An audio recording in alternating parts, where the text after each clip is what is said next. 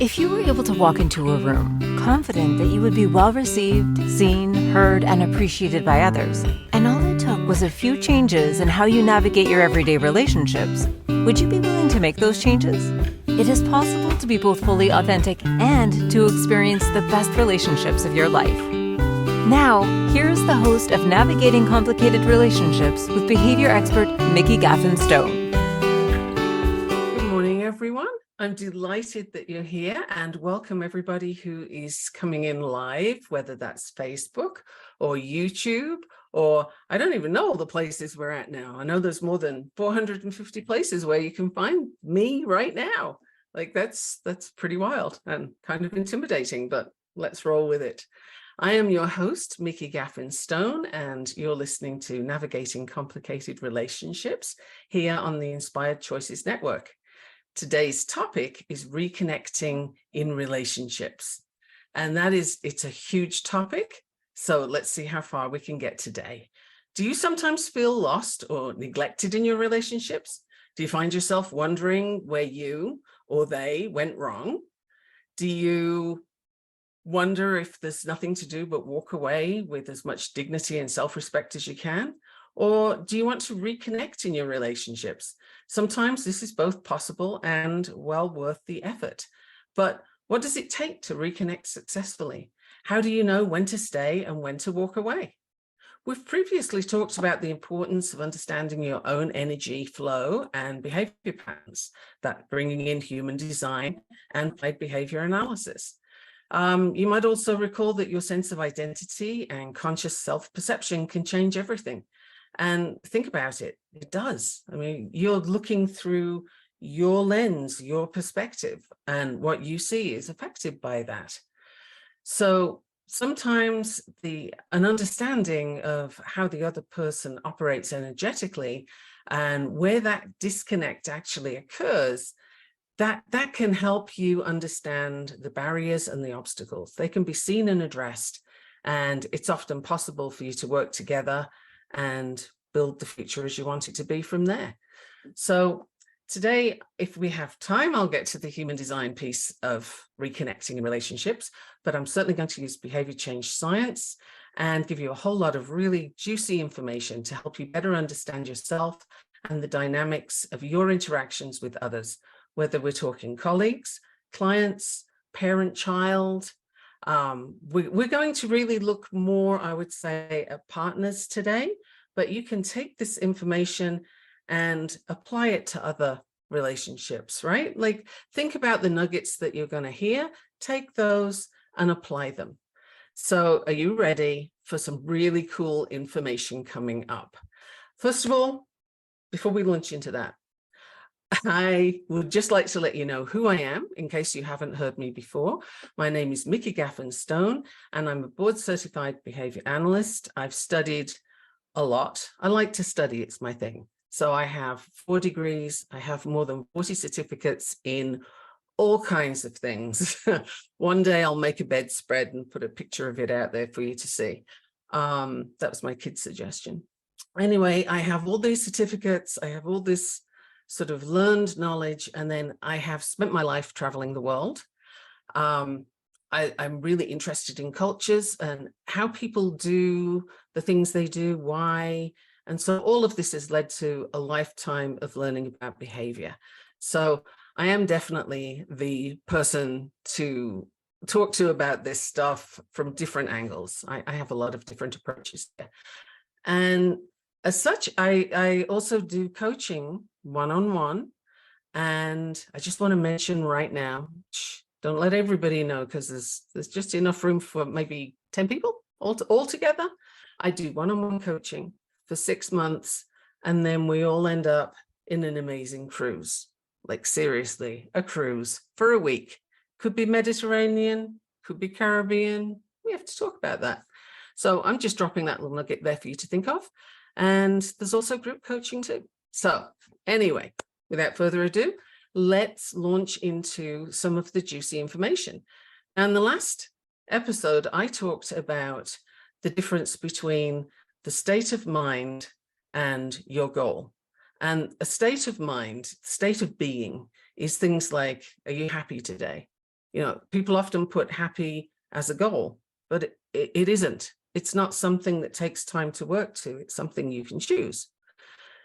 There's a point to me telling you this, and I'll get there in a moment, but let's just go with happy and state for right now. If you want to put yourself in a happy frame of mind, a happy state, start the day with gratitude and appreciation, because gratitude presupposes abundance, right? If you're coming from a place of, wow, I'm so thankful that I have all these things, I do this thing, I have my health, family, whatever it is you're going to start with, there's lots of things.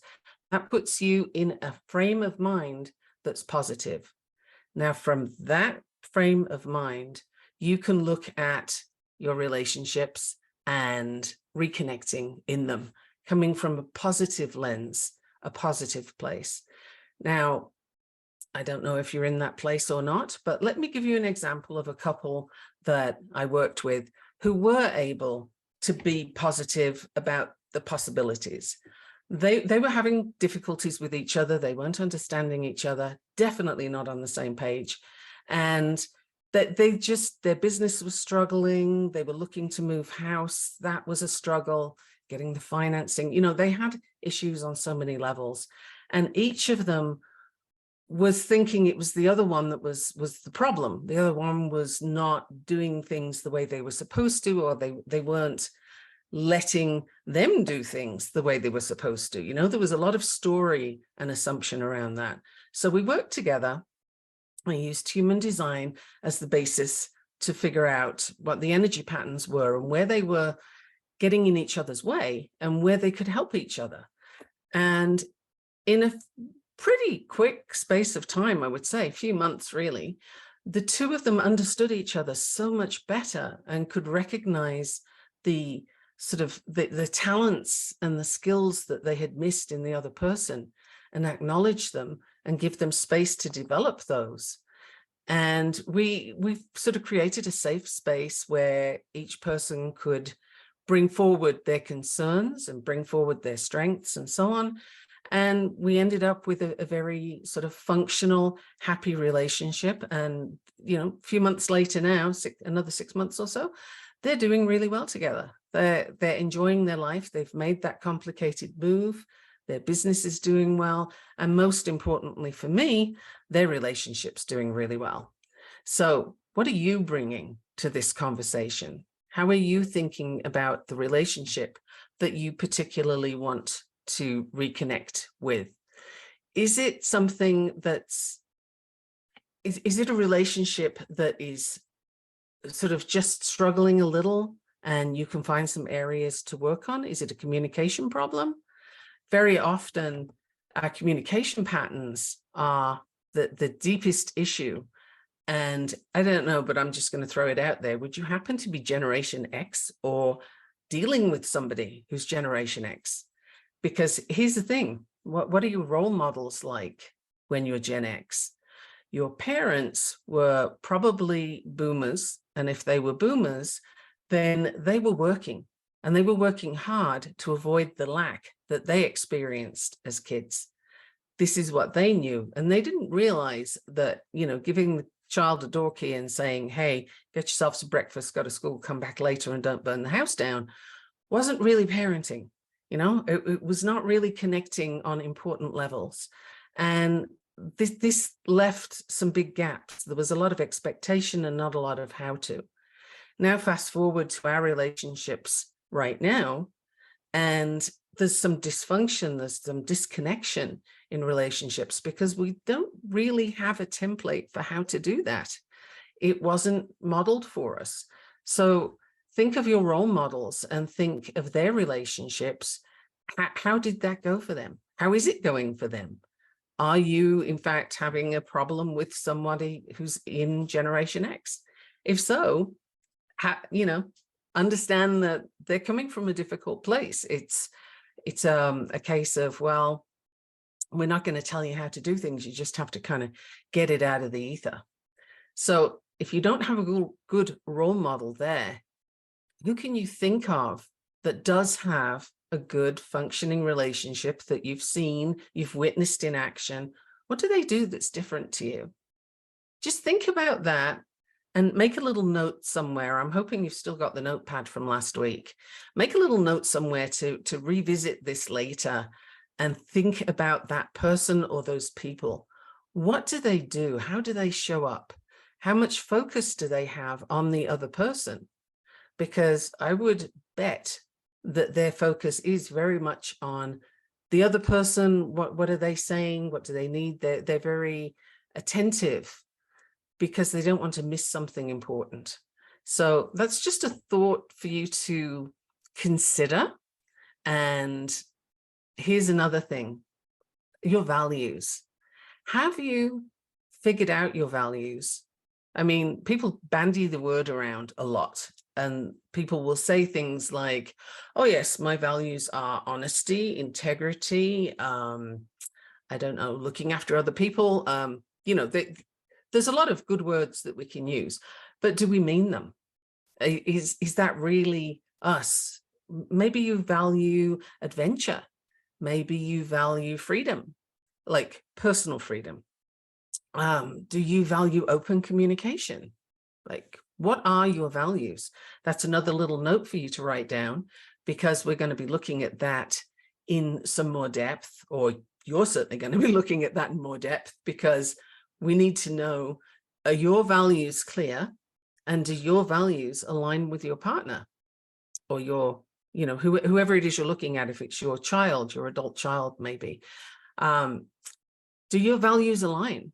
And where they don't, is that a problem? Do you have a boundary in place? And boundaries is such a big topic that we're going to get to that in a couple of weeks' time, all on its own. But we're going to address it a little bit today, because it's important to cover what boundaries are. Because again, you know what? Gen X never got taught how to set boundaries because they didn't have any. They weren't connected with enough to have boundaries. So, that's something that is that missing in your relationship? Because if it is, that's something that we can work on to establish nice, solid boundaries that are clear, and everybody feels safer and more secure when they know where their lines are drawn. Let me give you an example. There's a lot of people have issues with figuring out what a boundary really looks like, but let me just give you a description that perhaps you can resonate with. If you were working in an office, brand new job, first day, you go and sit at your desk, you have a computer, you have a rough idea of, what your job is. You signed up for it after all, but the details, what are you expected to do today? How does that look? Who do you get the information to if that's what you're working on? Like, what does your day look like? If nobody tells you, what are you going to do sitting at that desk? Are you going to feel comfortable, secure, and know what you're doing? Or would you rather somebody came and said, okay, these are the things I need you to do. This is what it looks like. This is where you do them. And this is the time frame I want them done by. Like, does that feel better? Because I know I feel a whole lot better when, for example, I know there's a break coming up, so I know that I can stop talking soon. And funnily enough, there's a break coming up and I can stop talking soon. But, it's really good to have boundaries. So after the break, we are going to talk about that some more and carry on, hopefully, with some questions if you have some. I did bring a couple of questions in with me today. So I will see you after the break. Don't go anywhere. Hang on, there's more.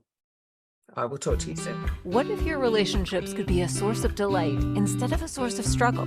In a world where human interactions are anything but straightforward, tuning in to Navigating Complicated Relationships with behavior expert Mikki Gaffen Stone will offer you insights, tools, and a whole new level of understanding for you to use right now.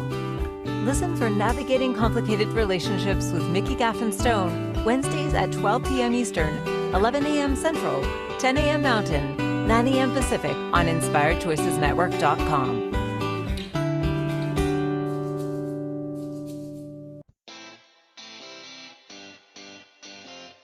Are you a subject matter expert? Are you here to share your expertise with an audience waiting to hear from you in only the way you can deliver? Are you ready to have your voice amplified across the airwaves? Inspired Choices Network has a global radio platform streaming to millions of people across the world. Professionally produced and supported by an accomplished team every step of the way, you can broadcast from anywhere in the world, knowing your voice matters, and we ensure it is delivered with ease and efficiency. Eager to hear your message, the world awaits.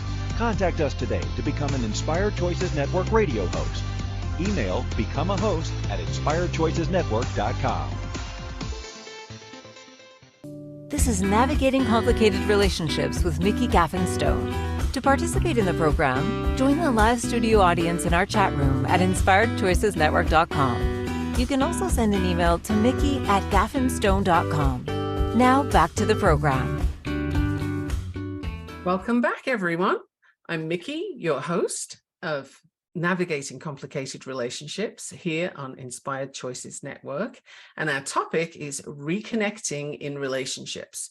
And I just want to take a moment to remind you that you can coach with me as well as listening to me on here. So if you have something that's really important for you to work on, an important relationship perhaps, then just send me an email or go to my website, www.gaffenstone.com, and book a call with me so that we can have a little conversation about what that might look like. I'm open to working with you and ready to help. So just want to mention that before we jump back in. We began our conversation today with starting your day focused on gratitude to put you in a positive frame of mind so that you can be in the right space to reconnect in your relationships. Because if you're coming at this from a place of, grr, that person always does this, or they never do that, or they think something, then you're really not going to get very far. It's like stubbing your toe and expecting to run a marathon. It's not comfortable and you just can't move forward from there. So starting with gratitude is going to help you because, very often our communication patterns are the deepest issue in the relationship. And if you're coming at that from a negative frame of mind, you're going to be stuck there for a while. That's just a basic, you can see how that would work. Also, role models. Think of those. I hope you made a note about this, because if you can come up with a few more role models, this will start to show a theme to you of how people communicate effectively. Like what kind of language do they use? Do they use a lot of you, or do they use a lot of I? Are they clear in what they're stating? I suspect you'll find that those people will be. And do their values align? Because if your values align with the person you're in that relationship with, you're going to do a whole lot easier and better, quicker, because you're already sort of moving in the same direction. If your values are very different, that is a conversation you need to have to sort of sort out how important is it? And do you need to be on the same page? Can you be in a different space with those values?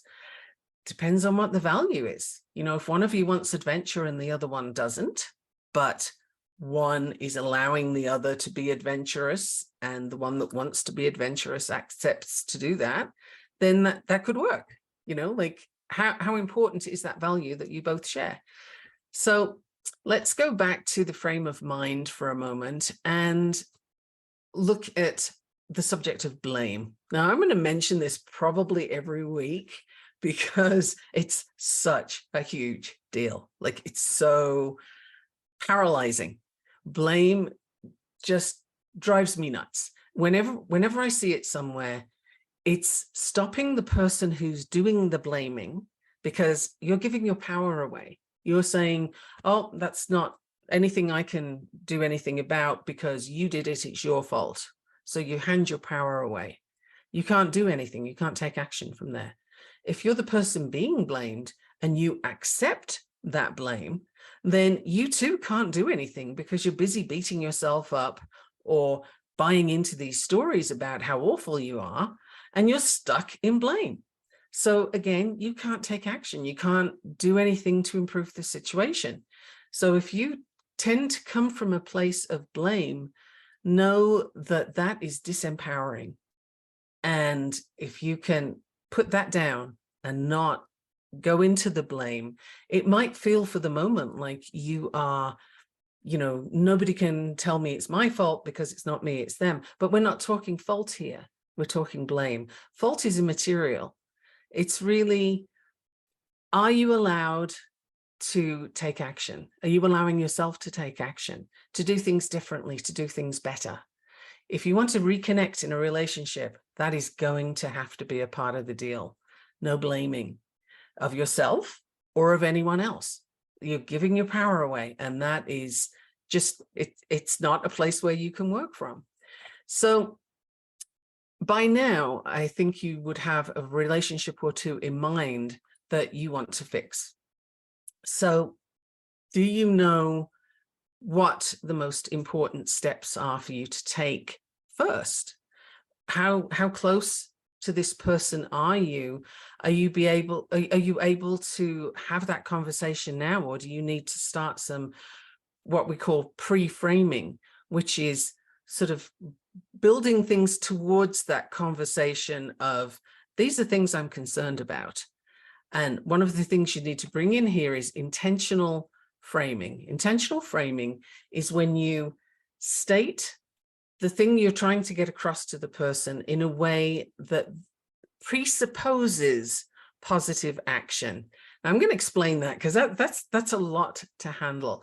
But for example, if I said, oh, let's see, what are we going to do with so-and-so when they come and visit?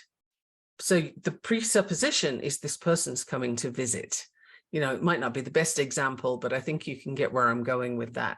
So intentional framing shifts the focus, and it brings forward an idea that this thing is happening. Now, what's the positive thing that comes afterwards? Another aspect that you can do is reframing. So one that's going to come up next week quite a bit in the show that I'm doing about teens is teens, thinking of them as sort of bratty, badly behaved, hormonal human beings who are put on earth to drive you nuts. You can have that view, a lot of people do, but how about looking at your teen as an adult in training? Does that reframe, shift how you look at that teen? Because that person, they're learning to be an adult, but they're not there yet. So you have the fluctuation between, I know all the things and I know what I'm doing, and where's my teddy bear? And they can't help it. This is the stage that they're at. So can you reframe how you're looking at that teen and work with them from a place of, how can I help you get through this and come out as a decent adult the other side? So that I could go there right now because it's one of my favorite topics, but I'm going to leave that for next week. Parenting your teen is coming next week. So come back for that. And because there's some good stuff there. If you've been a teen, you'll understand more. And if you have a teen, it's going to help a lot. Yeah. And if you teach teens, if you're a teacher, you might want to come back for that. So framing and reframing. For example, if you speak in an ambiguous way, you say things sometimes in order to not sound aggressive or not sound assertive, even particularly for women, right? We're still having problems with being assertive. We'll get there. But if you speak with a lot of ambiguity, it could mean this, could mean that, you're leaving it kind of unclear, then you're absolutely leaving yourself open to all kinds of interpretation that is probably not the one you want. So do you speak clearly? Can you speak clearly? It's worth practicing. Do you choose, when you're framing, do you choose a problem frame? Like, we have an issue, we've got to sort this out. You never clean your room, it's a hot mess. Or, if you're talking with your partner, this is a problem. You come home late at night and I'm not happy about that. Well, okay, that's the problem frame, and you're setting yourself up for an argument. You're setting yourself up for pushback. How could you frame that with possibilities? I would love it if you would come home at this time tonight or tomorrow night, whatever, so that we can have dinner together. You know, I'm really looking forward to having dinner with you. That's a different way of addressing the same problem of that person being out late, for example. And again, think back to your parents, especially Gen X, but not only. How were their relationships doing? Because remember, your parents were working, most likely, both of them working. Were they kind of frazzled? Was the interaction good? Was it very hierarchical? You know, what did you see? Again, make some notes. That notepad should be filling up by now. I hope so anyway. Yeah, Generation X really didn't get a lot of how to. So in these communications with your partner, with your adult child, with your teen, you know, give yourself a break here, but it's time to learn some new tools, some positive framing. If you come in assuming attack, it's going to feel like an attack. So let's get away from that and get into the possibles.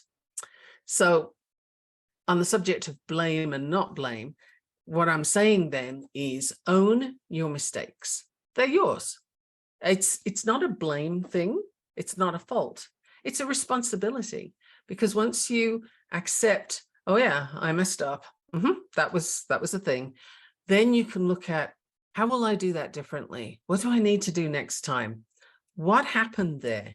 And let me tell you something, those places where you make mistakes, that's the gold. That's actually what we're here for on this planet, is to learn. And you learn from mistakes far more than you ever learn from the easygoing periods of your life, right? If you're just having a smooth time, which we're told in society everybody should have, your relationships should be happy and smiling and everybody's pleased with everybody. That's not real. That's why it's not happening for you in that way. It's not a real thing. You can't sustain that. If you did, you'd be bored out of your mind. Challenge is where we grow. Challenge is where you learn things. So accept that there are rough patches, but be curious about them rather than blaming. What's happening here? Why did he say that? Why is she doing this? What does that all mean? And what should I be doing here? What do I want to do here? What's my role? Lots and lots of questions. So again, I hope you're writing these down, because there's a lot of thought for you to do later. And again, remember, at every stage of the process, this is not about blame. Nobody's judging anybody. That doesn't help. It just keeps you stuck. And we're here to get unstuck. So take action from a place of understanding that, yeah, you messed up. You're human. You do that thing. We all do that thing. When all is quiet, you can bring up these subjects with the person that you're reconnecting with. Let them know that you'd like a deeper connection with them. We're going to look at this very soon. We have a break coming up shortly, so we'll go into that in more detail at that time. But so far, I want you to think about your values. Who's blaming whom, if anybody? Do you need to blame? Do you have boundaries? Do you know what those are? I promised I'd go into that in a little more detail, and I will, but there is a whole topic coming up on that one. So don't worry about it if we don't get to too much today. And did you know that your human design will affect how these interactions need to happen? I'm probably going to have to do a whole show on that on its own, because there's so much information there. But these are all things for you to think about. So let me know how your questions are going. If you've got questions to let me have now, let me have them now, or send them to me on social media. I'm available. Just look up Mikki Gaffen Stone and you will find me. Don't go anywhere. I will see you right after the break. What if your relationships could be a source of delight instead of a source of struggle? In a world where human interactions are anything but straightforward, tuning in to Navigating Complicated Relationships with behavior expert Mikki Gaffen Stone will offer you insights, tools, and a whole new level of understanding for you to use right now. Listen for Navigating Complicated Relationships with Mikki Gaffen Stone, Wednesdays at 12 p.m. Eastern, 11 a.m. Central, 10 a.m. Mountain, 9 a.m. Pacific on InspiredChoicesNetwork.com.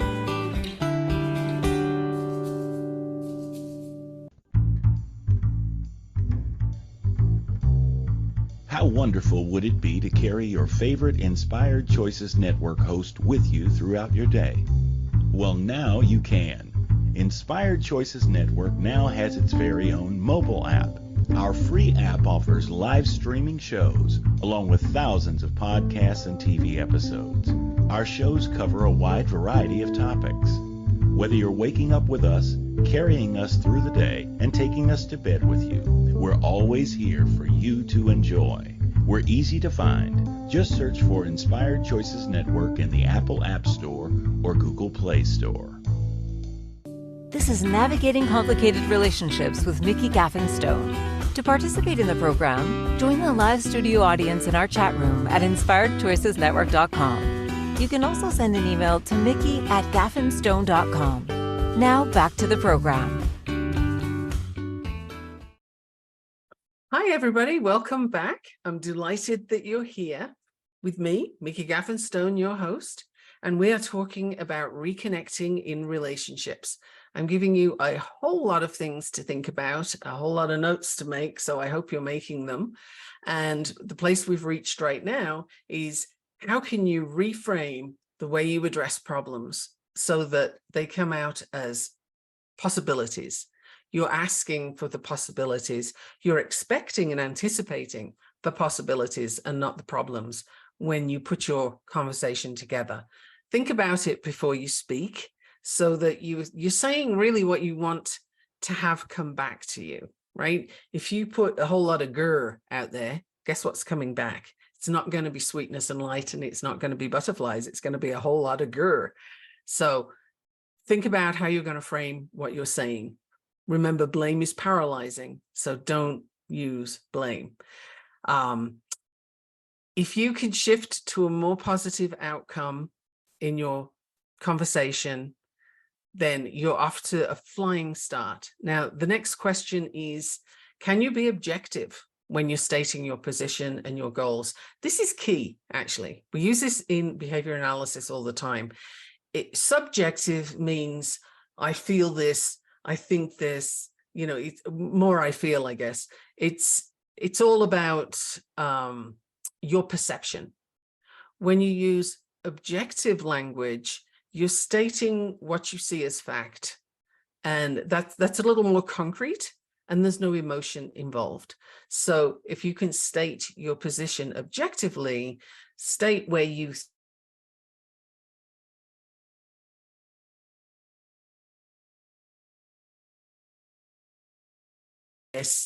how do you see such and such? These are very non-emotional questions and will be very helpful for you. So I'm going to throw a few values questions at you so you get an idea of how you align. And also these are possible flags in your relationship, things that you need to work on. Because sometimes we know a relationship needs a deeper connection or it would benefit from one, but you're not quite sure where or how, or so which bit of it is a problem. I just know I'm not really thrilled, but why am I not? So do you argue a lot? Is one of you jealous? If you're jealous, why? What's the story behind that? There is an insecurity in jealousy that comes from perhaps early childhood experiences. Either way, jealousy is something that's not healthy in a relationship. So there's a flag right there. Work on that. That if it's not something that the person experiencing it is prepared to work on, that might be a deal breaker in a long-term relationship. Honestly, is the person that you're in a relationship with emotionally available? Can you find out more about that if they seem like they're not? Do you have a relationship where you used to be so engaged and you used to do a lot of small things together and say nice things to each other and so on, and now you sort of forgot? You don't do that anymore. What was that? What was that like? Can you recapture that in your mind? What does it look like on a good day? And you can do this in any relationship that you have. Think about the best day that you've had with that person's company. What did that look like? What did you do? Why was it so good?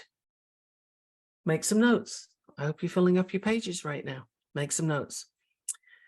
Do you confide in that person if it's the right kind of relationship? I mean, if we're talking about a 6-year-old here, maybe don't. But in fact, please don't. They're not old enough for that. But if it's an adult to an adult relationship, your partner, for example, do you confide in them? Do they confide in you? Or would you rather tell your best friend? If you're talking to your best friend before you talk to your partner, I'm going to say that's a sort of, whoa, hang on a minute. Let's have a look at this and see what's happening. Why? Where do you want to reconnect in that relationship? Do you want to connect in that relationship? Have you ever been that connected? Because that is a concern if you're confiding in someone else before you're confiding in your significant other, or not confiding in your significant other. In your conversation, do you now use I more than we? Or does your partner use I more than we? And is that a change from earlier days? Because that can be a sign that there is a disconnection in progress. And again, this is a place where you have a conversation with your significant other about that. Like, why are you saying I when we talk about this particular subject? Just see if they even notice. But it is something for you to pay attention to be aware of. Do you consult each other on big decisions? Now, we all see the memes about, coming home with a huge purchase and then stuffing it in the cupboard and pretending that, oh, that old thing? Yeah, had that for years. That, on occasion, that might not be such a big deal, but is that something that you do as a habit, that you don't consult each other on big decisions? Teamwork needs to be teamwork, right? So if that's something you don't do, ask yourself, why not? All of these things that I'm bringing up for you to consider right now, get curious about them. If any of them make you stop and think, or if any of them annoy you, that is a trigger. And if it's a trigger, it means there's something there. So that's a great place to stop and have a look, right? I like the gritty stuff because that's where the learning happens. And that's actually the place you're looking for. So if you found something that's like, what is she talking about? Or that never happens here, or we do that, but that's not a problem. Just stop and ask yourself a few questions about that and think about it. I'm not saying it has to be a problem. I'm saying it needs to be looked at. So have you gotten to a place where the quirks about that other person, the little things they do that initially you found kind of charming, cute, funny, whatever it was for you, are they irritating now? Something has shifted if that's the case. And that is a warning sign to you to pay attention. Why is it now irritating? What happened in the narrative that changed for you? And is that on both sides of the coin? Like, does your partner have the same issues with you? Do you now get called out for things that used to be considered acceptable, funny, cute? How did that shift? What happened? And is it a place where you can sort of untangle some knots that have built up there? It's something to look at, right? Now, if you've got a partner who is projecting their stress onto you with a whole lot of blaming and shaming, we've gone into that topic, and it's a big one. It will keep coming up because it's so huge. If they're doing that, that is a conversation you need to have sooner rather than later. Being blamed for things is not a healthy place to live. You can't hold all of that sort of weight of the other person's responsibility. It's simply not progressive. It's not, you can't breathe from there, honestly. Is your partner putting you down? Do they belittle what you do? Do they belittle what you say? We're getting into some very difficult territory at this point, and you may want to take into consideration all the other things that we've just discussed. Do you want to reconnect with this person? have a conversation about that, perhaps. It depends if you feel safe to do so. But if someone's putting you down, you're already pretty far along on a very dysfunctional sort of disconnection route. So that's more of a red flag than a yellow flag. That is a concern. Do you lack communication? Do you not talk about things much that you used to talk about? Sitting in silence is fine. That can be companionable. You're both reading books, or, if you watch television, maybe you're both doing that. It's fine if it's companionable, but if it's silence because you ran out of things to say, or you're just not interested in knowing what the other person's thinking, then again, is there some way you can recapture the excitement that you once had? I'm going to make the assumption that you had some, and that's how you got this far. So again, in that case, what did a good day look like? How do you talk when you're coming from a positive frame of mind? What is that happy space? What can you recreate from that? So just sort of don't force any of these thoughts, but really just sort of let your mind wander back to happy times and look as objectively as you can at what was different then to what you're doing now, because there will be differences. And how much of those differences are the two of you sort of slipping into patterns? And if so, can you change them together? Or are you going to make the first change? I don't know. Depends on where you are and what you feel comfortable to do. If the other person won't compromise at all, it's my way or you're wrong. Well, that's another one of those red flags. Like, are you really in the right place? Are you with the right person?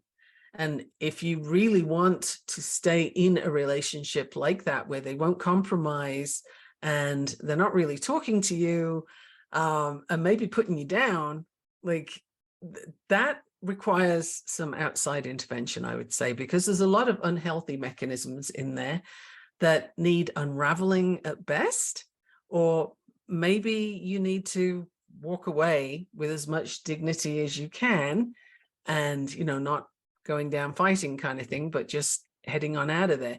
That can also happen, right? Like when we're talking about reconnection, doesn't mean every relationship can or should be saved, but the ones that are worth working on, there's a lot you can do. And just before we head off to a break shortly, I want to bring up the subject of menopause. What? Yeah, really. A lot of marriages go kablooey around menopause time.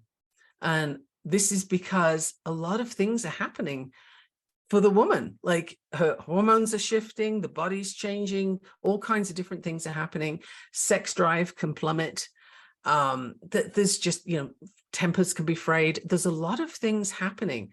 Do you know what you're looking at? If your partner is going through menopause or has been through menopause, if you're the male partner, do you have any idea what you're coping with? Do you know what she's going through? Two women, do you each know what the other one's going through? Menopause is a subject for you to learn up about, because that can affect relationships hugely and disconnections can happen. So that's a significant point for you to think about in any relationship, whether it's your mother, your sister, your aunt. You'll know somebody who's going to go through menopause at some point. So bear that in mind. Do you need more information on that subject? You might. And there are places where you can get that information. We can get into that at another time, but these are some things for you to think about. So before you have those conversations, I want you to notice, name what your concerns are for yourself, and then be clear about what you want the possibilities to be before you start your conversation. We're going to go to break right now. So I am your host, Mikki Gaffen Stone, with Navigating Complicated Relationships. You're listening to the Inspired Choices Network, and we're all about reconnecting in relationships. Don't go anywhere. I will see you after the break. Thank you for listening. What if your relationships could be a source of delight instead of a source of struggle? In a world where human interactions are anything but straightforward, Tuning in to Navigating Complicated Relationships with behavior expert Mikki Gaffen Stone will offer you insights, tools, and a whole new level of understanding for you to use right now. Listen for Navigating Complicated Relationships with Mikki Gaffen Stone, Wednesdays at 12 p.m. Eastern, 11 a.m. Central, 10 a.m. Mountain, 9 a.m. Pacific on InspiredChoicesNetwork.com. This is Navigating Complicated Relationships with Mikki Gaffen Stone. To participate in the program, join the live studio audience in our chat room at InspiredChoicesNetwork.com. You can also send an email to Mikki@gaffenstone.com. Now back to the program. Welcome back, everyone. I'm delighted you're still here. Thank you. And if you're tuning in live, that's so exciting. It's a new thing that's been added recently, and we have over 450 places for you to listen in, get this information. You can have replays. You can, any notes that you missed taking, for example, go back and get those things, because all of these are jumping off points for your particular relationship, and they can be used in different relationships too. So, you know, think about the different things that I've said as almost like a checklist, and start with the most important relationship you're thinking of first, and then look through the other ones too. There can be a sort of modified version for colleagues even. Obviously, some of the more personal stuff isn't going to be applicable, at least. Yeah, let's just leave that on. So you go through your checklists with each of the relationships and that you want working on. And notice if you have a whole lot of relationships that need working on, the most complicated one might be the one you have with yourself. Perhaps that's the place where you need to come back to and do some work. I recommend that you start with your human design there to discover where your energy patterns are in flow, and whether you've got stories from your childhood, usually it's childhood, that kind of cover up the talent, the gifts, the natural you. They cover you up with these stories of, you can't do that, that's no good, no. You know, and there's a whole lot of negative. Now, while we're on that story very briefly, I do want to point out that the people who give you those conditioning stories, keeping you small, keeping you limited, generally do so trying to keep you safe, right? It's not from malice. Sometimes it can be, but we'll go with the majority that it's not from malice. However, if it's not you, if it's not naturally, authentically you, then that is going to give you some limitations and some issues, and it can show up in your relationships. So if your parents had a dysfunctional relationship, if there's a lot of screaming at home or non-communication at home, chances are this is showing up in your relationships now. So that is something for you to work on. What patterns are you repeating? What have you picked up from your childhood, from the significant people in your life that you just took in as being, this is how it goes, this is what we do, this is the approach? And that is something that we tend to default to. And you know, when you're growing up and you think, I'm not going to do that thing my parent did, and I'm not going to do that my parent did, and we have a whole lot of story about what we're not going to do, we're looking back at the problem and not forward at the possibilities. So this is where your framing comes in. If you find that you're looking back at dysfunctional relationships and repeating them, I invite you to turn around, take a fresh look, have some gratitude first to put you in the right frame of mind, and then look, if I wasn't doing that stuff from before, what could I be doing now instead? What would it look like if I did these things? What can you change? You know, think about a few things that typically spark an argument, for example. Is there a way you could express yourself differently? And are you being assertive or aggressive? Assertive simply means that you're stating your case and you're sticking to it. Aggressive is where you're forcing your case. You're yelling louder than the other person. You're being sort of more in their face, you know? It's like there's a difference between aggressive and assertive. And the language is interesting because women who are assertive are often referred to as aggressive. So think about that. If that's in your story, are you not being assertive because you don't want to appear aggressive? This is something to make a note, think about it, because that could be getting in the way of a healthy relationship for you. Now, I want to get to the point of if it's time to call it quits. If this relationship is not one you can reconnect to, let's address that. And I'm going to say, if it's time to call it quits, then extricate yourself as gently as you can. There's no need to be pointing fingers. This person did that. That person didn't do that. Like, it doesn't matter at this point. If it's time to go, it's time to go. Unless it's a toxic situation and the safety involved, that's a different thing. And you already know that is. You need to get out there as quickly as possible. But focusing on what's wrong with the other person as you go just keeps those ties going longer. It drags it out. It makes it painful for everyone, and nobody actually benefits. If you have kids involved, remember that when you're saying things about their other parent, you are describing 50% of their genetics. You're describing a person that they love because it's their parent. So much as you may have all kinds of dark feelings and thoughts about them, don't give them to your kids. Don't let your kids hear it. It doesn't help anyone. It's simply, if you can walk away with a sense of completion of relationship, it might not be the timing that you wanted, but are you now complete? That will give you a whole lot of clarity and the ability to walk away and develop healthy relationships moving forward. So these are things that I would really love for you to keep in mind. And if you know someone who's going through a breakup and they're getting into that fighting energy and yelling at each other and stuff, remind them that their kids are listening. Their kids are learning from this, and their kids will take it into their relationships later in life. So do the thing, get yourself out of there with as much grace and dignity as you can. There's no need to do it differently. Nobody needs to be at fault. And it doesn't matter if they are. It's simply, this is where you've reached. So if that reconnection cannot happen, then disconnect cleanly. That would be my advice. And if you like I said, if you know someone that's having problems with that and you would like help, or if you're having problems with that, I'm available to talk with you. I do one-on-one coaching, and I can help you get through that situation with minimum fallout, at least on your part, because the other thing to remember is you cannot control what the other person does. So even if they are losing their grace, you don't have to lose yours.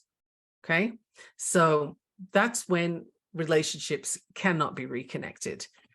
Now, next week's show is all about parenting teens. So talking about connection and reconnection there's going to be a big piece in that about communication with your teens, because this is a crucial time to make sure that you keep a healthy relationship with your teen. You keep connected to them after they leave home. When that person, that adult in training has become an adult, I believe the ideal is for them to want to talk with you voluntarily, not to feel guilted into it, and not to feel that they have to, and not to cut you off, right? I see that happening in so many places, and with some deeper connection, it doesn't have to happen. So that will be next week's show, and I'm looking forward to sharing it with you. Remember, you can find me at my website, which is gaffenstone.com. You can find me on social media. You can email me, Mikki@gaffenstone.com. Send me a message, jump into chat on here, find us live. There's so many places. You'll be tripping all over me. Any questions that you have, I would love you to send them to me. I enjoy asking questions. And if you have a topic that you'd like me to discuss on this show about complicated relationships, let me know and we will address it next time. Thank you for listening to the Navigating Complicated Relationship Show. Mikki returns Wednesdays at 12 p.m. Eastern, 11 a.m. Central, 10 a.m. Mountain, 9 a.m. Pacific on InspiredChoicesNetwork.com. Until then, Remember, every relationship is a journey, and with the right tools, you can create stronger, more fulfilling connections.